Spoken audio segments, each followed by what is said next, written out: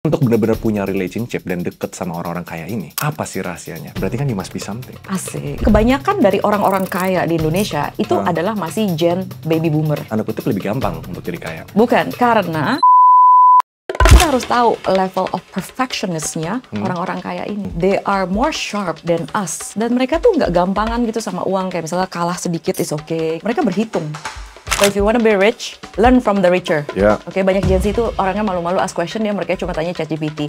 But the ChatGPT, guys, come on, nggak punya pengalaman seperti gue, gitu loh. Anggaplah gue kakak Allah yang lebih tua. Of course, pengalaman gue lebih banyak kan daripada lu. Kalau misalnya ada satu defining factor orang-orang kaya ini nih, yang kalau di Indo puluhan miliar ya, let's say puluhan miliar, put their money on you. Apa sih satu faktor yang sebenarnya orang-orang kaya ini bisa diambil dan direplicate untuk siapapun yang nonton?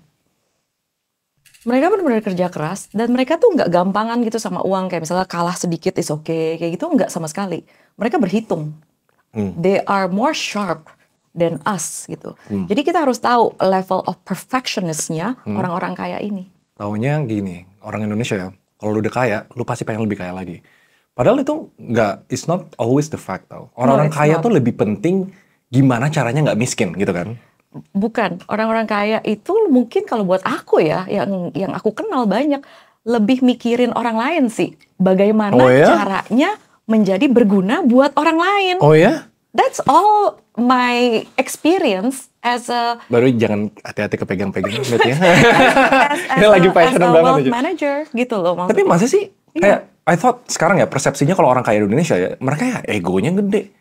Mereka cuma pengen memperkaya diri sendiri, makin kaya, makin punya power, ujung-ujungnya kayak, I know a few. Oh, oke. Some of my friends yang udah pasti, I'm pretty sure dia billionaire USD ya. Oke. Nggak kelihatan mau give impact. Pengennya memperkaya diri aja gitu loh. How kan punya perspektif yang berbeda nih? Apa mungkin mainan gue salah? Mainan gue sama orang-orang yang tidak berprinsip gitu loh. Yang kayanya melalui cara-cara haram gitu loh. Oke. I'm pretty sure dia pakai cara-cara haram. Oke. Well, caranya apapun juga, kita sebagai manusia ya sebenarnya ya kita mau melakukan sebaik-baiknya untuk banyak orang kan ya. Nggak semua.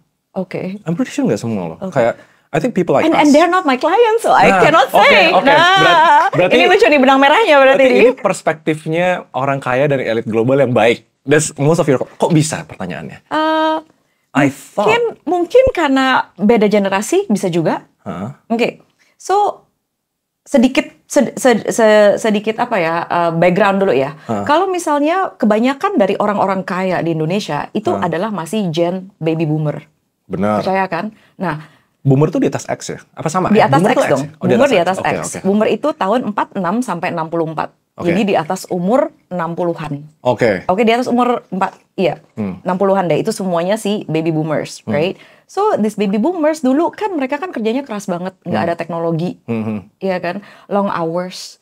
Terus udah gitu post-war juga. Nah, mereka dapat dong inherit banyak kekayaan. Di mana harga properti dulu murah banget. Mereka bisa kumpulin sebanyak-banyaknya. Orang kaya lama ya kayak gitu. Kita nggak bisa kayak jadi orang kaya lama. Karena emang situasinya waktu itu, tanda kutip lebih gampang untuk jadi kaya. Sebenarnya bukan lebih gampang, Bukan lebih gampang. Berbeda. Bukan. Karena nilai aset pada saat itu lebih murah. Dan dinilai jauh lebih mahal sekarang ini. That's the difference. Gitu. Terus sudah gitu kalau misalnya kalian, generasi millennials, itu juga you are so, lucky to be technologically, live in the technology already. Semuanya dimudahkan. Semuanya gampang. Ya kalian ya tinggal mikir aja pakai teknologi ini harus berbuat seperti apa. Soalnya buat mayoritas orang yang nonton ya, simpelnya gini, kan mereka udah terdoktrin network is your net worth. Seberapa banyak lu kenal yang genuine ya, yang otentik, bukan cuma gue kenal ini, pernah foto bareng dan lain-lain, enggak. Having good relationship sama orang yang tanda kutip kaya, yang what you said mau invest to you as a young person. Perspektifnya apa? When you're handling this Gen X baby boomer yang punya banyak duit gitu loh. Apa sih yang bikin mereka mau? Trust is number one. Ya kan? You deal with money, that's it. You need trust. Trust is number one. You need to be in a platform as well. So previously I work at Mirae Asset Sekuritas. Of course itu platform yang sangat bagus di Indonesia. Jadi trustnya sudah ada dulu di situ. Dan I invented Sage Club Indonesia. Oh, you founded it? Yeah. Oh, okay. So I created the Sage Club Indonesia. Grup elit lah itu ya. Raymond memang suka nih pakai bahasa elit ya memang ya. Raymond memang suka. Oh sudahlah kita ngomongin elit aja. Oke, biar sama alignment. Namanya viral, bikin viral. Iya, bikin viral. Oke. Iya. Jadi Sage Club itu ya bisa dibilang ya kumpulan investor-investor yang lebih kaya di Indonesia, yang udah kayak lebih settle, maunya apa sih gitu kan, semua terukur. Jadi mereka sebenarnya simple aja, pengen hidup simple, lebih simple. Semakin kaya pengen hidup semakin simple. Oh iya? Appreciate bisa traveling anytime like that. Appreciate where you wanna have this glass of water in this country or the next country or freedom coffee. Kan? Freedom. Gue bisa ngelakuin apa yang gue mau gitu kan. Iya. Tapi itu bener tau, even orang kaya, bukan orang kaya lah, even orang with influence, power, dan lain-lain, komoditas paling mahal menurut gue ya, dia sedikit di bawah waktu. Waktu itu komoditas paling mahal. Time is the most expensive commodity yang gak bisa ditarik balik. Komoditas kedua paling mahal itu trust. Trust itu susah banget untuk didapetin, tapi once you do something, hilang. Susah banget buat didapetin lagi. Do you have experience, punya pengalaman gak kayak ngebangun trust susah banget nih sama orang kaya? Kita udah konsisten, omongan kita bagus, prinsip kita tegas, kita otentik gitu loh. Tapi hilang trust-nya. Pernah ada pengalaman nggak kayak kehilangan klien gara-gara itu? Trust sometimes it's not also about us, it's about our ecosystem. Jadi misalnya kalau tiba-tiba aplikasinya hang terus setiap pagi nggak bisa di tradingin, that's really like beyond. It's like benar-benar kayak a force majeure from the sales side, right? Iya benar. Jadi kadang-kadang teknologi juga impactful. Jadi trust is covered a lot of things, whether it's compliance, whether it's technology. Jadi semuanya sih sebenarnya the whole system ya. Analoginya kan kayak kita bisa jadi supir terhebat di dunia, kita mau angkut orang kaya nih, tapi mobilnya udah tahu tiba-tiba breakdown. Dan kita force major. Iya. Tapi kalau misal kejadiannya kayak gitu gimana? Tapi you already built the trust much gitu. We explain. Ya kalau nggak diterima, it's very simple. Ya it's okay, Bapak Ibu, karena kemarin ada kesalahan seperti begini. Kalau misalnya mereka mau memindahin uang, ya silahkan juga. And I help them to move elsewhere. Oh iya? Of course. Jadi sebenarnya konsepnya tuh. Dan aku kenalin juga ke orang-orang yang lain juga. Bahkan gitu. dibantuin buat dibantuin dong. Padahal itu merugikan your company. Bukannya merugikan my company, but it's about their. Kan kalau orang yang wealthy ya, mereka kan maunya kan semuanya kan yang comfortable, easy, trustworthy. Kalau misalnya dulu dia misalnya sama kita itu dia trust, tapi bukan berarti kayak sama orang lain juga misalnya another institution is not trustworthy, bener kan? Itu lebih kayak ke orangnya. Jadi kalau minta dikenalin ya silahkan dikenalin. Sama juga, it's timbal balik kok. Jadi ketika aku nanya sama mereka, Ibu, kalau misalnya aku mau ke dokter kemana ya? Dikasih tahu juga siapa dokter yang trustworthy, bener gak? Misalnya guru pilates siapa yang trustworthy, bener kan? It's as simple as that. Analoginya kayak gini, Raymond.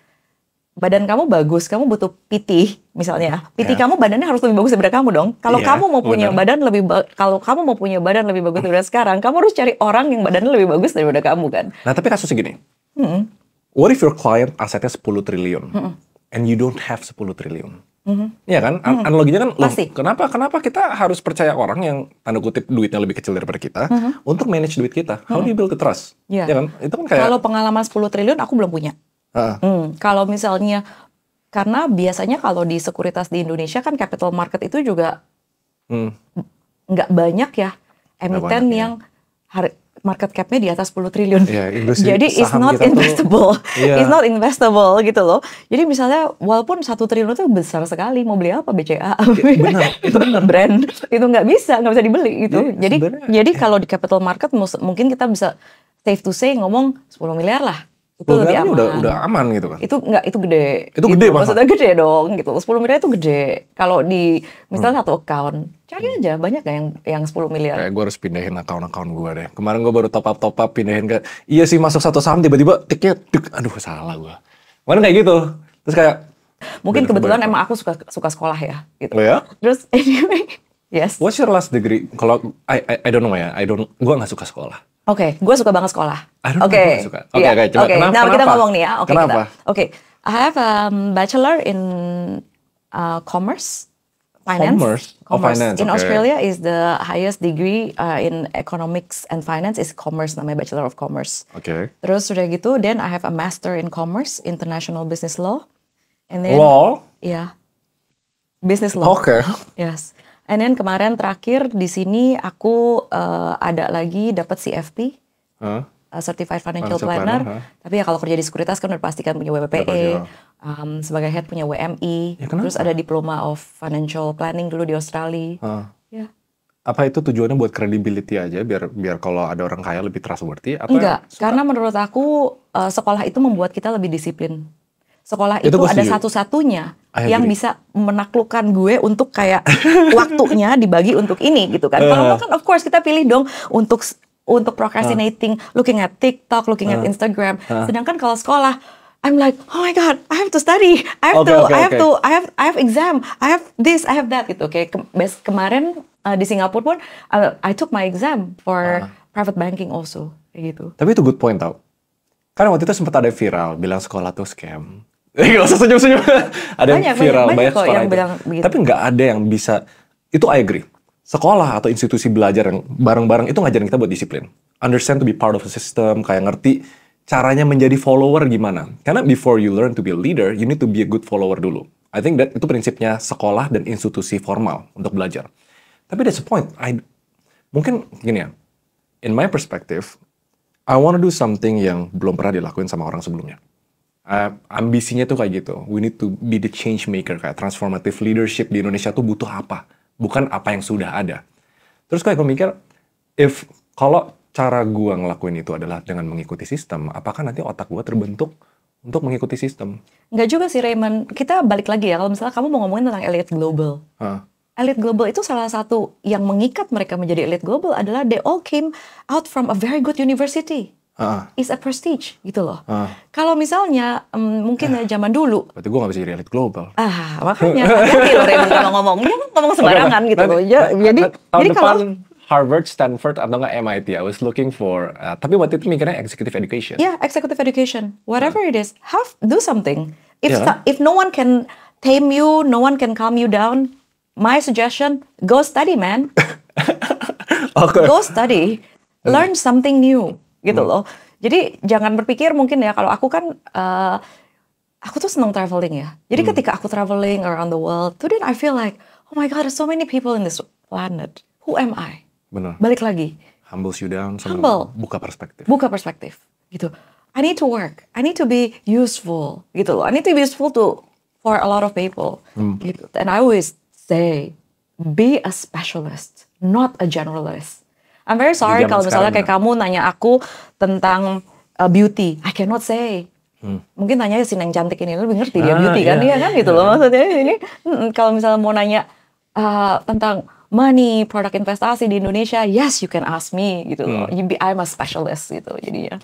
Zaman sekarang setuju. Tapi kalau Raymond kan specialize in like content creating, like media, and then you're very lucky because imagine you're Gen baby boomer and then you want to do this back then, ya nggak bisa. Nggak bisa. Iya, exactly. This is your skill, Raymond. Tapi tadi when you mention trust, Mirai Asset itu udah trusted brand. Ya. Trusted banget nih untuk orang kaya taruh duitnya di sana. Even gue pun ngelihat branding itu trusted. Tapi nggak mungkin dong mereka mau masukin ke Mirai kalau misalnya they don't trust you as a person kan. Yes. What's the secret untuk bikin orang kaya bisa trust you? Because I think it's also got to do with your degrees, qualifications. Credibility ya. Credibility dong ya, how you speak, and then your action, you deliver atau enggak gitu loh. You promise something, do you deliver or not gitu kan. Kan the difference between con artist and businessman, the businessman deliver. Benar. This one doesn't deliver. Bener gak, Rick? Jangan nunjuk ke gue dong, con artist. Kesannya kayak, wow. No. Yeah, okay. That's the difference gitu. Ada satu bahasa yang menurut gue menarik. This one phrase yang bikin orang powerful banget, obsession. Would you say, setuju nggak orang-orang yang kayak ambisius banget, yang bener-bener achieve hal gede dalam hidup, is because they have obsession.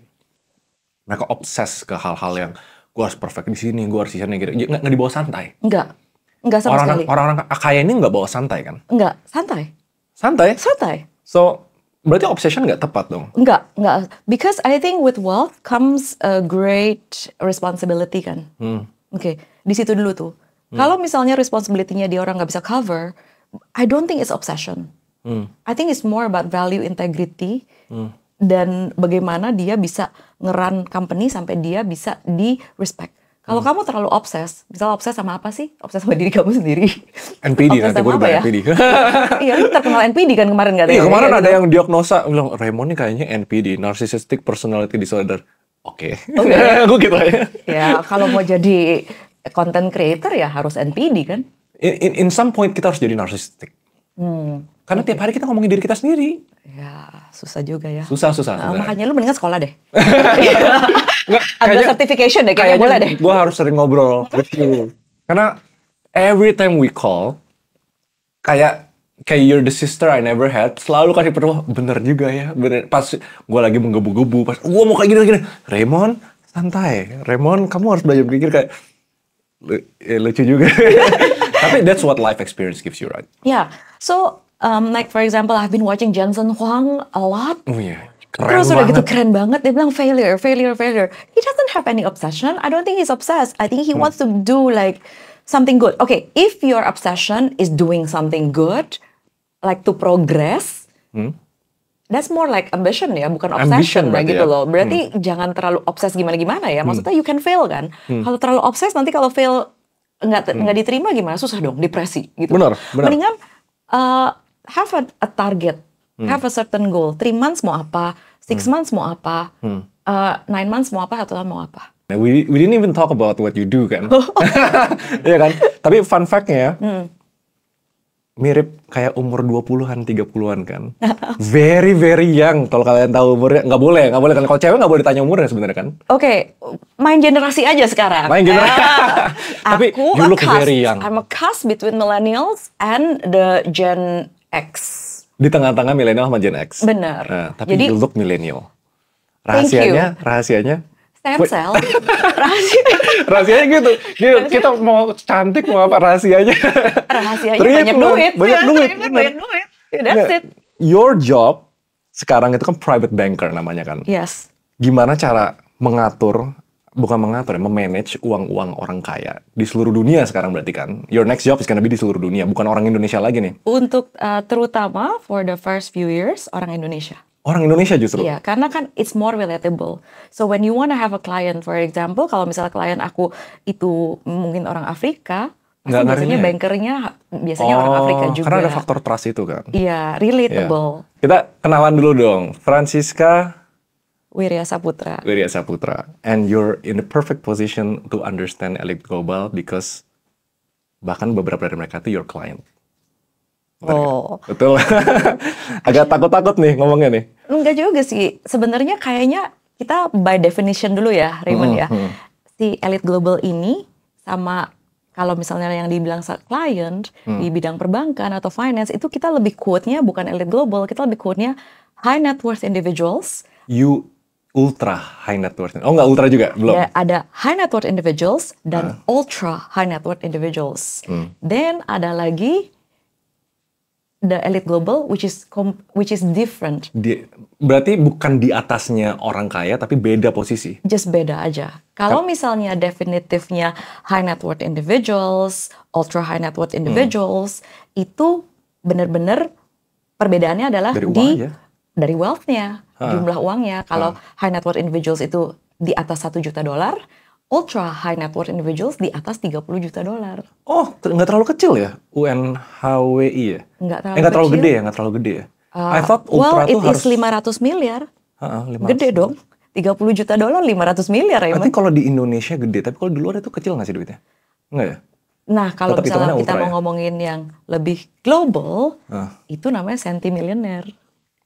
Senti, ini buat teman-teman yang nggak tahu $100 juta ke atas. Iya, $100 juta ke atas. Soalnya 30 mil atau di angka segitu tuh, it's the money I'm raising for my VC. Jadi di kepala gue, karena gue orangnya ambisius kan, gue pengennya 100 juta, tapi masalahnya nggak bisa diserap. There's not enough companies di Indonesia yang bisa diinvest sampai 100 juta kan. Terus kalau mikir, sebenarnya apa uang sekarang udah bukan komoditas sepenting itu gitu loh. Kan kita ngomong Elite Global kan, Elite Global tuh by definition, dia ngomong apa, hal bisa berubah, kayak Thanos lah. Tapi versi baiknya, ada yang baik juga kan. And walaupun kita bahasannya wealth management, ada kan some of your clients Elite Global. Nah kalau Elite Global itu kan lebih kayak politicians, Kalau misalnya di Indonesia tuh ya elite global tuh bisa dibilang Pak Jokowi, Ibu Sri Mulyani. Oh, itu kan masuk elite global ya? Itu elite global. Karena kalau mereka di luar bisa negeri, ngelakuin sesuatu gitu. That's right. Karena mereka punya presence and impact. They're impactful to the world. Gitu. Kalau misalnya high net worth individuals ya mungkin hanya businessman untuk di Indonesia. Kalau senti-billionaire, senti-millionaire itu adalah yang di yang PR-nya, permanent residency-nya itu nggak cuma di satu negara. Jadi investable assets-nya di banyak-banyak negara. Makanya kalau misalnya Raymond mau jadi di elite global ini, ya baru deh dapat tuh 100 banyak negara termasuk Panama, termasuk apalagi tuh tempat-tempat buat kabur dari pajak gitu. Enggak juga sih, sekarang ini enggak juga seperti begitu. Banyak millionaires, billionaires dari UK itu pindah ke negara lain. Jadi this is like the new hype. Tren barunya lah. Tren baru orang kaya. Tren barunya money flows-nya udah different banget. Jadi udah tidak harus tinggal di satu negara untuk di measure bahwa you're wealthy.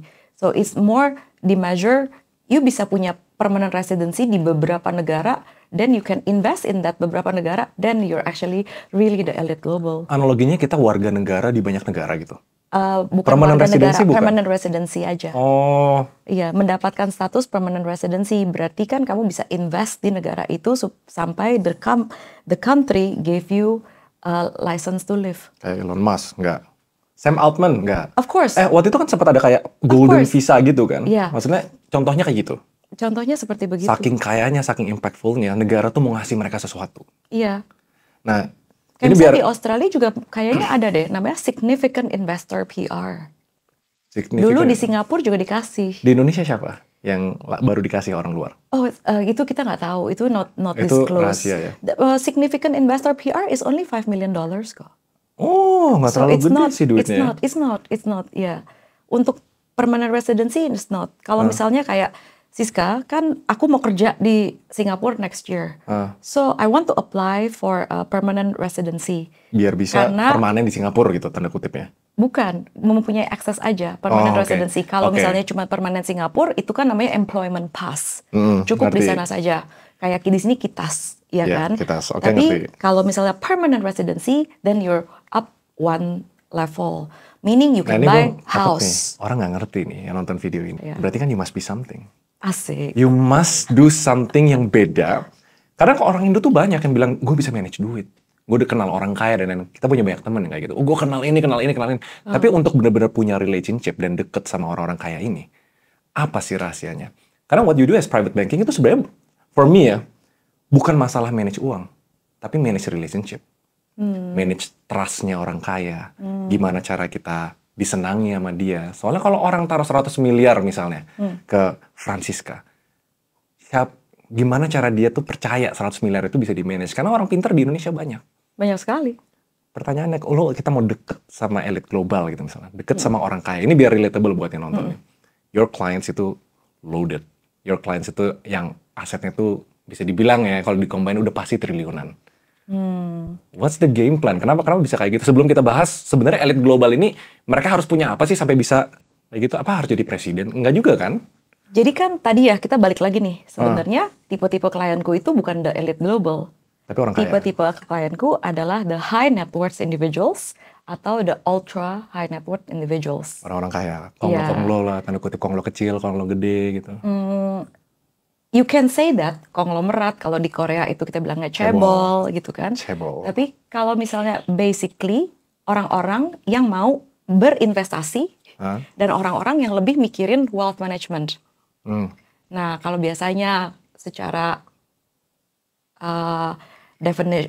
definition atau secara karakteristik ya, high net worth individuals itu lebih pentingin wealth management, wealth preservation, successful succession planning, terus legacy buat anak-anaknya. Dan banyak orang nggak ngerti itu loh. Iya. I started to like you pas kita udah mulai banyak call, terus kayak, dia banyak put some sense in me gitu loh. Thank you. Jadi kayak, gue selalu bilang kayak, I think part of building trust ya, ngebangun trust. Kita tuh tanda kutip harus likable. Itu susah tau. Menurut ini, tadi kan kita bahas tentang, you know what makes you, what's your superpower? I told you kayak you're very likable. Superpower. Kayak, itu superpower. Terus gue juga bilang, gue sombong dikit kan.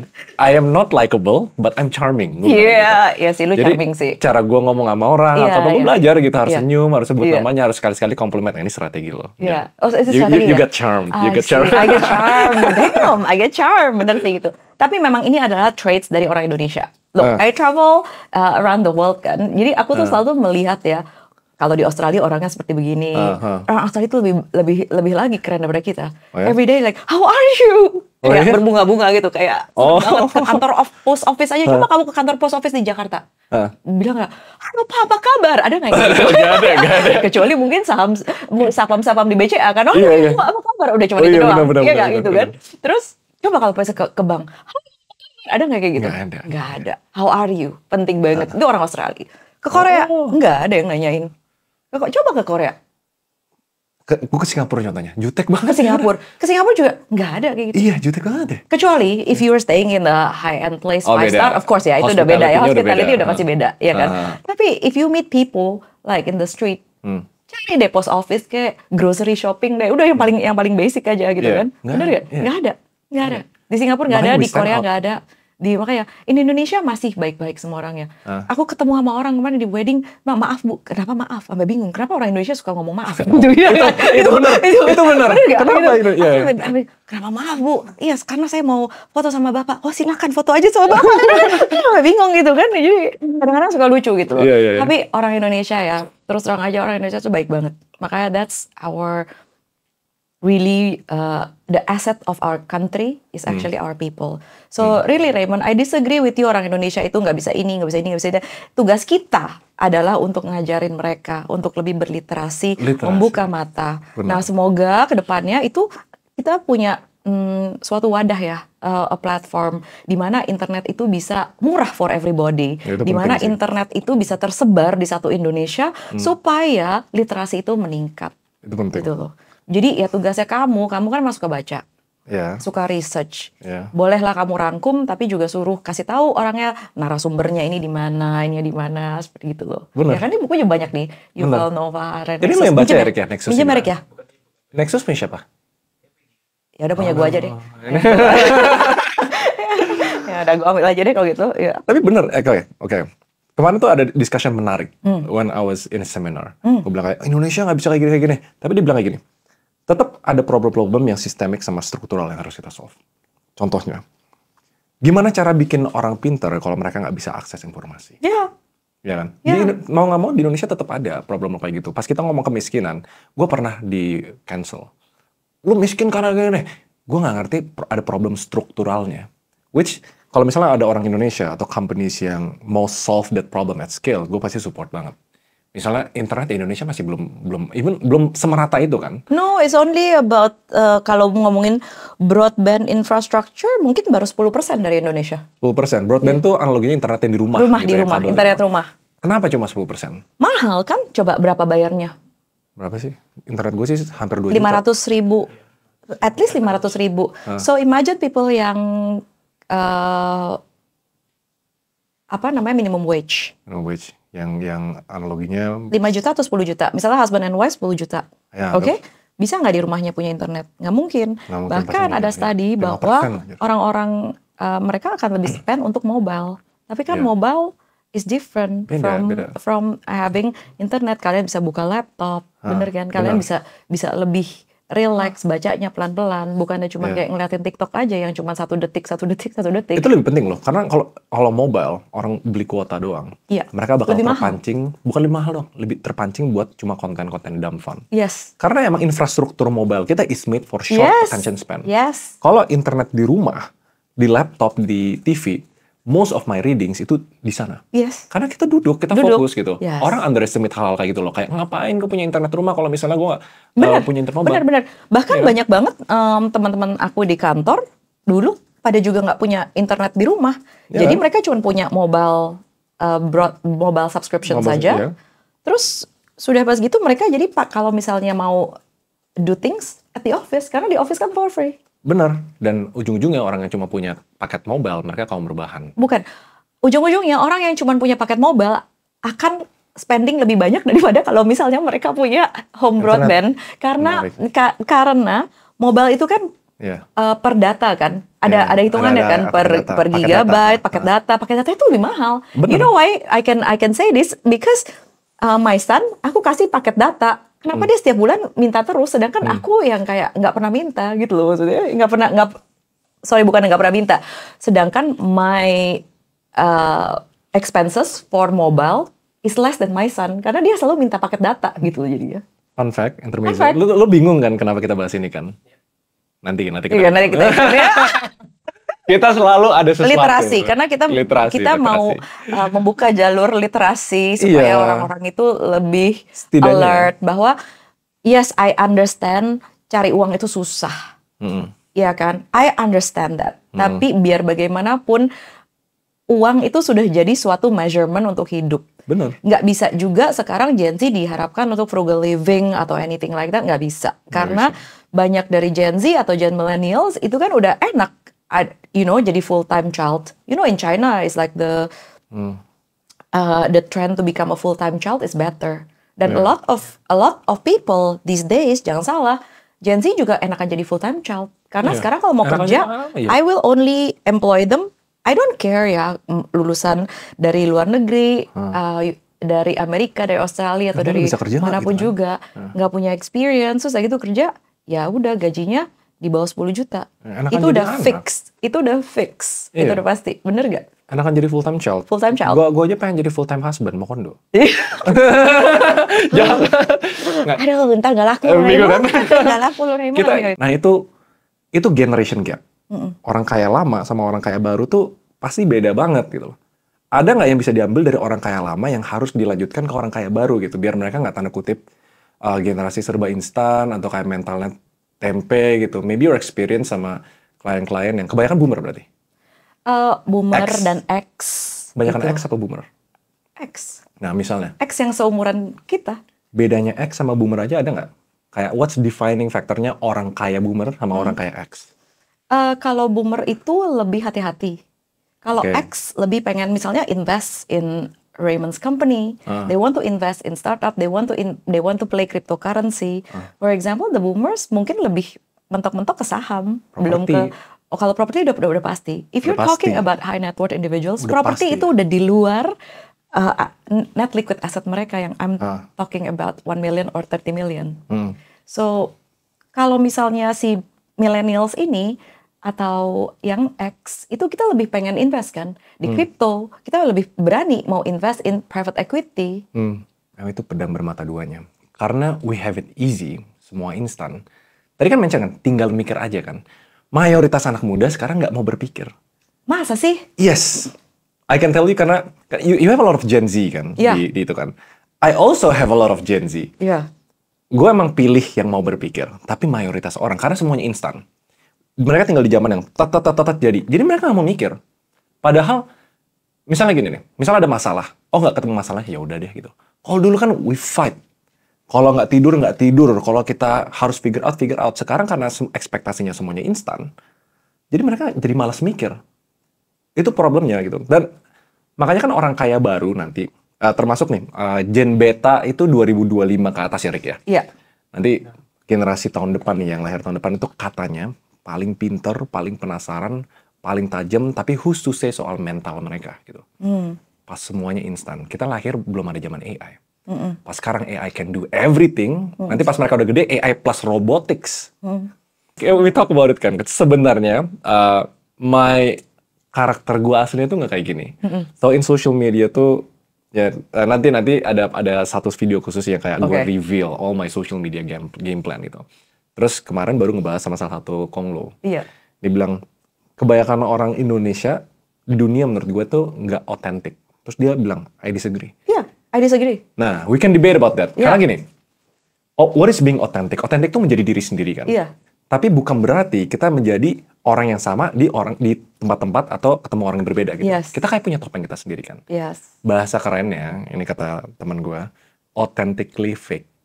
Authentically fake. Terus gue kayak, bener sih. Kayak being authentic tuh kayak gini.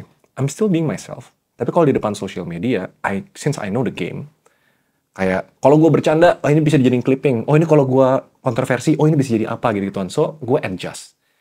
gitu. Kalau misalnya in person, misalnya ketemu orang, gue aslinya kan nggak sepecicilan ini. Nah, gitu. jadi ngomongin pecicilan, I don't know about that, oke? Tapi maksudnya from your angle, if I may correct, kan kamu kan kemarin kan bilang kan you met conglomerate.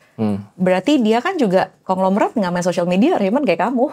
Nah, Kamu kan yang nggak otentik kan di social media. Bener. Which like for us is like we don't actually watch you on social media. Bener. Gitu loh maksudnya, bener kan? Bener. Kalau ngomongin interaction on people, dia bisa lihat langsung sih sekarang ini orangnya otentik atau enggak. Yes. Gue bisa ngeliat lo sekarang orangnya otentik atau enggak, Bener. gitu kan? Bener. Itu bisa kebaca banget. Kalau social Bener. media kan dunia tipu-tipu. Tipu-tipu, Iya. tipu-tipu. Iya.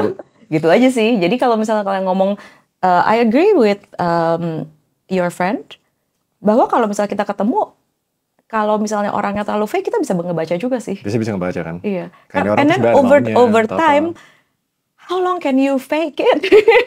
Benar. Iya bener gak? Gitu Itu loh. kan apa Unless namanya? you're con artist, you fake it all the way gitu loh Kita maksudnya. ke content creator tuh kebanyakan con art. Oh, I see. Content creator adalah con artist. Kita selalu nunjukin sisi yang kita pengen tunjukin aja. Oke. That's the reality. Dan Oke. kenapa gue berani ngomong? Oh. Kayak in a way, my viewers itu semuanya tanda kutip dibodohin.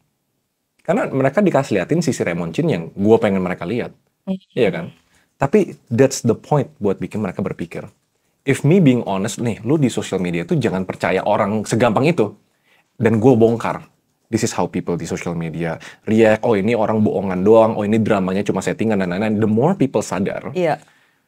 makin mereka pinter, makin nggak bisa ditipu. Nah, Iya. tapi kan gue, kalau misalnya gue ngebongkar orang lain, nanti kesana drama. Iya. So what I did is selama 3 bulan terakhir, I made an experiment. Right. Kenapa gue bahas politik, agama, berantem sama Timothy. Iya, kenapa sih aneh banget sih lu? Exactly. Yeah. That's the reaction I wanted. Iya, oke. Karena realita itu semua eksperimen. Iya. Oke, Karena oke, I'm oke. pushing the boundaries of personal branding. Right. Karena gue pengen buktiin to netizen ini, mereka gampang diiring. I wanna make them realize, nih, gue aneh, tapi selama 3 bulan terakhir 240 million views. Dan gue nambah sekitar 400-500 ribu follower. Wow. Di mana? Semuanya. Wow, keren banget. Nanti kita Oke. spill. Jadi kayak, it's all a game. Wow. Dan bikin orang sadar bahwa mereka tuh dimanipulasi, tujuannya buat bikin mereka pinter. Iya. Dan gue ngeresikoin my personal branding for that. Right. Gue beresikoin my image dan lain-lain for the sake of memintarkan masyarakat. Look, if you wanna be Jensen Huang version Indonesia, Raymond Gak Chin bisa. memintarkan masyarakat Indonesia, go for it. Oke, good. Right, go for That's it. what we Gitu have kan? discussed. Ini Iya. salah satu gini. One of the things that I really like when talking with people yang kayak punya pengalaman, Iya. pada kutip pintar, tapi jauh lebih seru lagi kalau ngobrol sama orang yang punya wisdom. If you realize, ini sebenarnya salah satu podcast yang kita banyak beropini dan kita banyak bantah. Kalau orang lain, gue ngomong, banyak yang nggak berani bantah. Oh ya? Ya. karena mereka trying to be agreeable. Right. Orang Indonesia terlalu baik. Kita Orang terlalu banyak. Indonesia baik banget. Baik Orang Indonesia banget. baik banget. Agreeable selalu. Tapi it's not a good thing kalau selalu agreeable. Misalnya lu nggak setuju sama orang ngomong sesuatu, tapi kayak, oh iya benar juga ya gitu. It's not always a good thing. Dan bedanya orang pinter sama orang yang bijaksana, orang pinter tuh selalu bisa bantah. Tapi orang bijaksana tahu kapan dia harus tidak membantah. Jadi, that's what I get the sense with you. Kan gue selalu dapat petua from my big sis kan. Thank you. Makanya cocok dong ya, sage. You know Sage. the meaning of sage? Sage tuh bijaksana kan? Yes. Orang yang bijaksana kan? Yes. Iya. Oh, cocok juga ya nama Instagram gue ya. Cocok kan? Cocok, tapi jadi jualan company lain. Enggak. Iya. Tapi interesting. Oke. Ini udah berapa menit? Let's make a final question yang open-ended ya. Biar orang berpikir. Iya. So, untuk menjadi orang kaya, soalnya kan harus ada key takeaway-nya. Walaupun open-ended, orang yang nonton ini, mereka harus mendapatkan sesuatu literasinya nih. Oke. Gue tau. Your clients tuh semuanya orang kaya. Atau you wanna say something yang di luar dari pertanyaan gue boleh? Enggak sih, boleh sih. Jadi key takeaway-nya, everyone is struggling. So if you want to be rich, learn from the richer. Ya. Jangan malu, ask questions. Oke, banyak Gen Z itu orangnya malu-malu ask question, dia mereka cuma tanya ChatGPT. But the ChatGPT, guys, come on. Nggak punya pengalaman seperti gue, gitu loh. Anggaplah gue kakak Allah yang lebih tua. Of course pengalaman gue lebih banyak kan daripada kalian-kalian kan. Pasti. Gitu loh. Jadi pengalaman itu yang di-build, gitu. Tapi ya namanya itu yang kayak aku bilangin di Instagram aku, carilah mentor. Nah, misalnya ya kayak dulu, misalnya mungkin your mentor dulu Elon Musk kejauhan, nggak pernah ketemu, gitu. Cari yang bisa ketemu mentornya, gitu. Terus kalau misalnya kita ngomongin terus elit global, siapa sih elit global, bla bla bla. Gampang banget deh kalau di Indonesia. Mau cari siapa? Pandu Syahrir. Mentor gue. Mentor gue. Tadi gitu sebelum kan, kita podcast bahkan call dia kan. Nah, makanya gitu loh. Dan gini loh, jadi reach out to people yang kayak memang di bidangnya, yang misalnya kalau Raymond kan memang bagus nih in social media, marketing, content, and everything. I reach out to you, right? Kalau misalnya mungkin kayak Pandu is very good being a global elite because of his global presence, education, high education. Dia punya banyak global network. And if I want to become successful like him, I ask him questions. It's as simple as that. Gitu. If I want to become a banker, I ask all of the banker-banker wanita yang lagi ada di Indonesia. I reach out to them, Ibu, boleh nggak minta waktunya? Aku mau belajar begini-begini secara baik-baik. Namanya orang Indonesia itu selalu baik dan selalu menolong. Benar. That's the key. Jadi jangan pikir kayak apa yang kalian pikir itu adalah apa yang orang lain pikir. No, it doesn't work like that. Yes. Yeah. Oke, pertanyaan terakhir lagi nih. Finding mentor itu penting banget. Kita belajar dari orang who you wanna be. Kalau bisa ya, yang udah jalanin apa yang kita mau jalanin. Caranya, maybe yang paling praktikal, misalnya ini semua yang nonton nih. Gue udah tahu nih mentor gue siapa. Let's say mereka bilang mentor gue Raymond Chin. Tapi ribuan orang bilang gue pengen mentor gue Raymond Chin. Gimana cara mereka stand out biar gue bisa mentorin mereka? Itu pasti pertanyaan mayoritas orang yang nonton video ini. Jadi gini ya, aku tuh punya pengalaman ada satu anak dari UI benar-benar reach out to me. Bilang, Kak Siska, aku di uni tapi aku tuh cewek. I don't come from a rich family background. I saw my friends yang excel in finance itu cuman yang rich doang. Terus dari gitu I started to tell her actually no, you're actually honest gitu loh. Maksudnya honesty comes first loh. Kalau if you wanna be in finance, trust and honesty is first gitu. Jadi aku tuh lebih suka ya kalau orang tuh nggak punya ya bilang nggak punya. Punya nggak usah dibilang-bilang. Begitu aja. As simple as that ya gitu. Jangan jadi fake, nggak punya tapi kayak udah numpang hidup, pakai fasilitas orang gitu. Ini bukan gue ngomong. Pas gitu di syuting ke video gitu kan nggak lucu kan jadinya kan, lama-lama kan ketahuan juga gitu loh. Anyway, just be original aja sih sebenarnya, be authentic, ask questions like with your heart gitu karena you guys are still young, so purity, honesty. You should have it in you. Jangan pura-pura jadi ChatGPT yang tahu semuanya gitu loh. Maksudnya. Jangan cuma read dari ChatGPT yang kayak sudah tahu semuanya. Kalau sama itu mendingan kamu podcast aja sama ChatGPT besok. Menarik. Mendingan you talk to ChatGPT aja. Menarik. Even for my exam. Menarik. Look, but sorry to say ya, nggak semuanya benar. Gue udah subscribe ke Pro. Gue juga. Gue baru. Gue udah subscribe. Udah ke coba Pro. Advanced voice mode-nya belum? Udah. Gila banget. Itu keren banget. Tapi mereka bahasa Indonesia jelek. Iya, belum selihai kita. Jadi kalau misalnya kayak kita ngomong bahasa Indonesia dikasih bahasa Inggris lagi kadang-kadang gitu. Sebenarnya bisa. Nah, nanti. Tapi off topic. Oke, anyway. Jadi tapi jawaban mereka bisa salah. Kan gue kan lagi belajarin exam untuk private banking di sana. Ngobrol sama mereka. Ini trust gimana ya, tentang trust. Kan belajarin kan wealth planning, will, trust, estate planning segala macam. Banyak salahnya, Bo. Hati-hati loh. Berarti ujung-ujungnya nggak bisa 100%. Ujung-ujungnya what matters, apalagi ya. Balik lagi ke topik awal. Gaining trust to powerful people, to rich people. Ujung-ujungnya being human, being authentic. Dan kita dua ini kombinasi sama credibility kita dan experience kita, konsistensi kita. Ini yang bakal ngebangun trust. And trust is everything in your industry, right? Ya, terus dari itu juga be humble ya. Kita tuh nggak ngerti. Kita tuh nggak asli, lu sih nggak humble kan? Iya bener. Kita tuh suka nggak ngerti Raymond bahwa banyak yang kita nggak ngerti sebenarnya.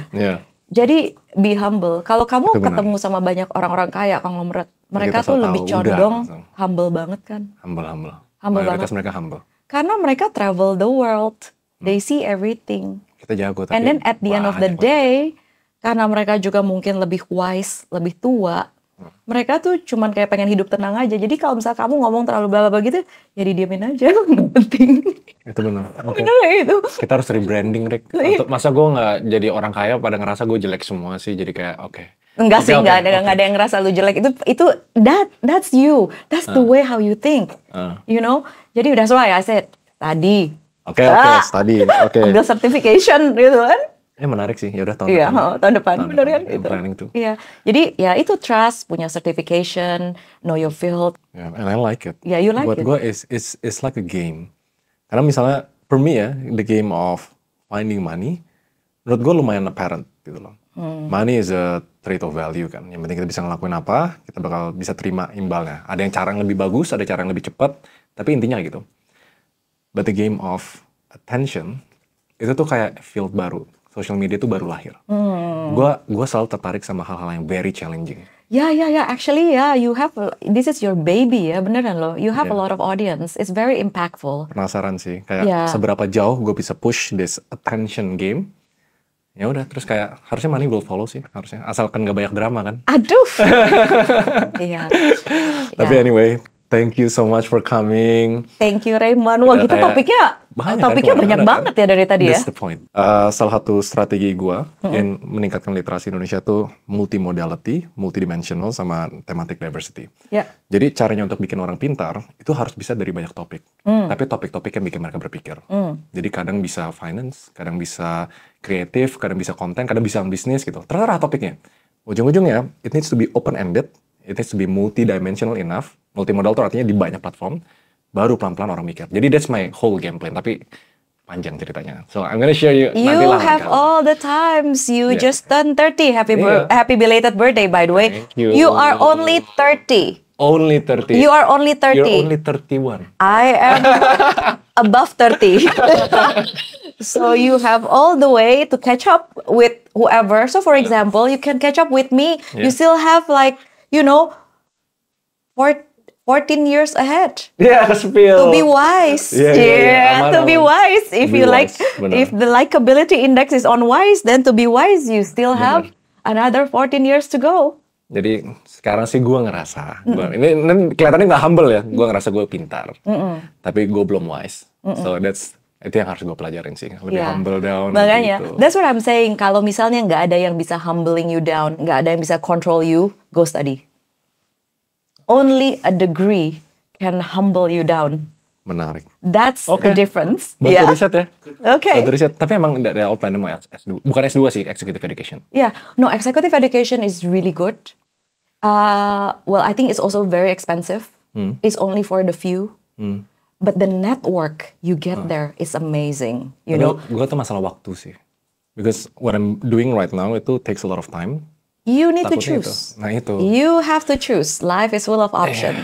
You cannot do everything. Like I want to be either I want to be a housewife or I want to work as a banker. I have to choose. Bener. Dan ini juga pesan terakhir buat netizen. You have to choose. Dan hidup tuh semuanya open ended. Gue ada satu penutup nih, kayak kenapa why I choose literasi sebagai topik utama. Because life is a never-ending journey of learning about the gray area. Kalau nggak salah itu sih quote-nya. Jadi kayak nggak ada, namanya kontras hitam putih. Tapi most of what happens in life itu sebenarnya trying to understand the gray area. Sampai kita bisa pilih, this is our principle, di sini kita hitam.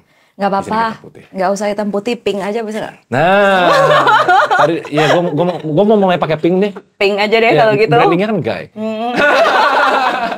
Guy ya, G-U-Y artinya pria, bukan suka cowok. Tapi banyak orang nggak ngerti. Jadi that's why Indonesia. Kan gue suka joke guy kan, semua orang ngira gay. Padahal itu dua hal yang berbeda. Ya udahlah. Alright, thank you so much. Very fun discussion. Thank you Raymond. Kalian kalau ada topik apa lagi yang mau dibahas, monggo di bawah. Atau kalau mau diundang lagi atau topik lain yang mau dibahas dengan orang yang sama, boleh komen di bawah. See you guys in the next video. Boleh dong follow Francisca SH Club. Iya, tapi nanti apapun username-nya yang baru kita taruh di bawah, kalian harus follow ya. Ya oke. Alright. Thank you. Thank you. Bye.